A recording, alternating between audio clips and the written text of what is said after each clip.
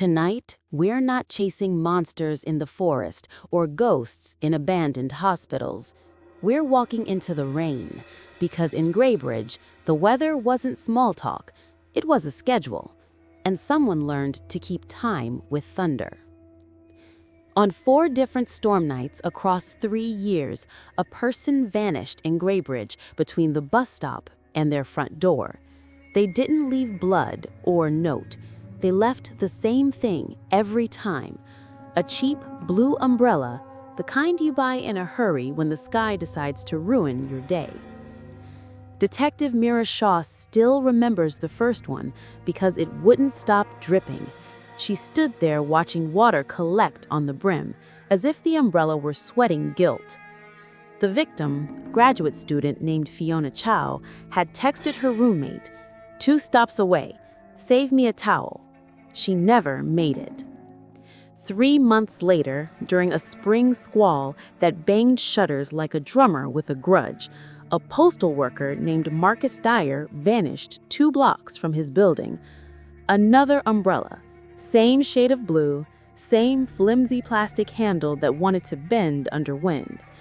Graybridge citizens started to joke about carrying red umbrellas for luck. They said it with a smile you could hear from across the room, which is how you knew it wasn't a joke. By the 3rd storm, fear had shape. Mothers walked their kids home with umbrellas closed, preferring to get soaked rather than invite the omen. News anchors tried to be brave and failed on live TV.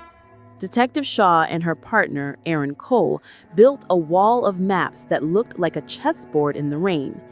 They traced routes between bus stops and stoops, circled cameras, layered lightning patterns over transit timetables, because sometimes you have to ask the weather what it saw. What the rain saw was always the same: a few minutes where the city went blurry and someone stepped sideways into absence. The question wasn't why the umbrellas were blue, it was why they were there at all. If you take a person, why leave the very thing that keeps them dry? That's when Shaw started calling it a message. And if it's a message, she said, then somewhere there's a stamp. The stamp turned out to be literal. On the inside of the plastic handle, almost invisible under the seam, there was a micro sticker with a 3-character code, LB9. It wasn't unique, but it narrowed the field to a regional distributor. Detective Cole found a logistics manager who loved paperwork more than sleep and still had pallet photos on his phone. LB9 umbrellas had gone to 6 stores in the county. One of them was 5 blocks from the second crime scene. You know that feeling when a puzzle piece slides home and suddenly the picture grows a corner? That was the umbrella. This wasn't a trophy, it was inventory. Someone was buying them in small batches and dropping them like breadcrumbs that didn't lead anywhere unless you followed the receipt. They pulled store footage from every storm week. It was mostly people doing the storm scramble, shoulders up, heads down, grab the cheapest umbrella and go. But on the week of Fiona's disappearance, a man bought a bundle of 6 blue umbrellas at once, paid cash, wore a municipal jacket with reflective stripes, and kept his face tilted toward the ceiling like the lights were too bright. On the week Marcus vanished, someone with the same jacket bought 4. On the week of the 3rd disappearance, 3 more. Not enough to be a hoarder, just enough to be a ritual. Shaw sat with that ritual. If you don't pick the city you police, it still becomes your beat. And Graybridge had taught her that patterns were just habits that outgrew their self-esteem. She and Cole started overlaying the abductions with the routes of municipal workers who were always out in the rain. Utility crews, road maintenance, parking enforcement. You know who works when you don't? The person who writes you a ticket when you think the weather is your excuse. Parking enforcement runs on loops: predictable, boring, essential loops. They also carry hand scanners that log position by plate and time. If you wanted an alibi to look official, You could make a loop out of paper. The loop finally caught a snag on camera 3, a reflection. Not of a face, but of a jacket, high-vis stripes, ghosting by the corner of a cafe window 30 minutes after a bus stop sighting of the third victim. The rest was fogged by rain, the kind of image you can't enhance no matter how many TV shows you've watched, but it was something. There are cases where the break comes with fanfare. This one arrived in a damp cardboard box. The store that sold the umbrellas kept their pallet stickers for returns. One sticker had a pin note, batch short by 2, customer, city facilities. City facilities had made a small bulk purchase for employee storm kids. The pickup? A man named Lewis Kincaid, parking enforcement. Kincaid had the look of someone who doesn't like sudden noises. Lived alone, neat apartment, plants that were watered on a schedule down to the tablespoon. He bicycled to work on clear days and took a city scooter when it rained. On paper, he was invisible. No priors, no complaints, no one who remembered him at Christmas. But his routes overlapped the abductions like a constellation that only showed up when you turned the map upside down. You want a smoking gun. What they got was a damp handle. Forensics found partial touch DNA on 2 umbrella grips, the kind that whisper a secret but leaves out the punchline. Not enough for a direct match, enough for a familial hint that said, "Keep looking." Shah stared at the printouts, sipped burned coffee, and said, "He's careful. He's careful because this means something." And because it meant something, he would do it again. The department put more cameras on bus lines than a celebrity's wedding. Patrols shadowed late-night riders. Cole spent a week pretending to fall in love with a laundromat because it had a perfect view of the corridor between 2 stops. Then the weather report stubbed out the sun like a cigarette. A system was moving in from the bay. Shah didn't believe in bait until she did. They needed a storm and a silhouette. She volunteered to be both. Detective Cole didn't like it, but partners don't always get a vote, they get a promise. He said, "We keep it tight, we keep it quick." Night came early in Graybridge. Streetlights stitched lines of gold on wet pavement, and the clouds had that swollen look of a sky with a grudge.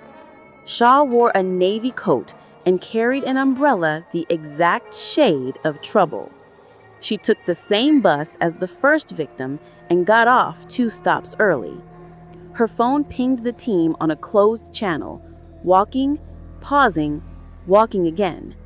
You don't have to say your heart rate out loud when everyone can see it in your steps. At the bus station, a man stopped to shake rain from his hat and kept going. A couple argued softly about whether lightning counts as beautiful if it's trying to kill you.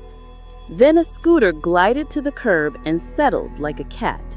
High-vis jacket, reflective stripes. The rider didn't look at her, he looked at the umbrella, as if it were a flag he recognized. He spoke first. "The weather's unkind tonight." She nodded. "It's Graybridge. We should put that on the license plate." He smiled. Small, practiced. A smile that lives in the polite half of your mouth. "Can I walk you to your door?" Her mic clicked once. The team caught the signal. "No thanks," she said, stepping back. "I'm 2 blocks." He gestured at the umbrella. "You should stay close to the buildings. The wind makes alleys." It sounded like advice.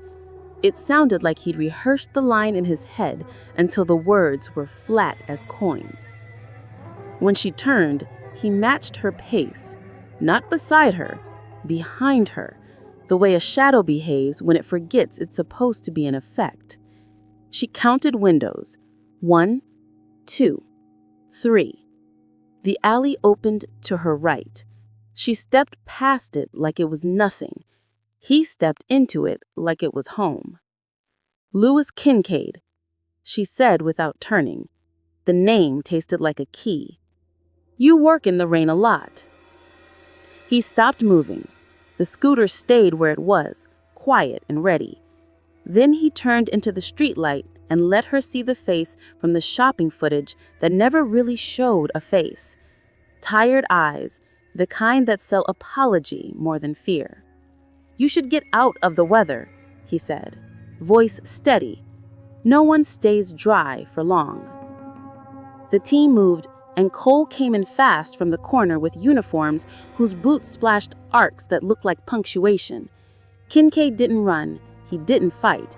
He watched the umbrella handle in Shah's hand as if he were trying to memorize it. When they cuffed him, he looked up at the rain and closed his eyes like he was finally in the right room. The apartment search read like a quiet sermon. A drawer with umbrella handles cut and polished smooth. A notebook with columns, date, route, storm type, wind direction. No names, no addresses, just weather and loops. In the back of a closet, a cardboard banker's box with 4 paper sleeves, each labeled with the week of a storm and a number in pencil. Inside each sleeve, a single blue umbrella tag with a batch code, pressed flat like a leaf you want to keep. That's when the touch DNA whisper became a statement. A coffee cup from Kincaid's trash matched the partials from the umbrella handles. The scooter's GPS had been toggled off near each scene and back on a few minutes later, a digital blink that was as loud as a shout once you lined them up.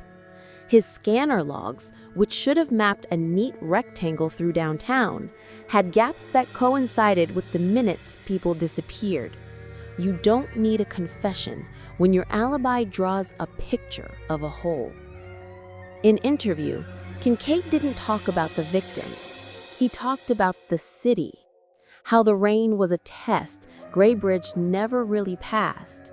How people forgot the rules when Weber wrote an excuse note. "I kept order," he said, calm, like you might explain how to prune a plant. "I kept them from walking into the wind." Courtrooms love motive. This one got ritual instead. The prosecution called it pattern-driven violence. The defense called it compulsion, a storm obsession, a mind that misfiled cause and effect. The jury called it guilty on all counts. Detective Shah keeps one photograph in her desk, a picture of rain falling in a parking lot, each drop caught in the sodium light like a bead of glass. There are no faces in the frame, no umbrellas, just weather and a city that learned to look up. If you take anything from Graybridge, take this. Patterns are habits with alibis, and sometimes the only way to see the shape of a thing is to stand in the downpour and trace the outline it leaves behind.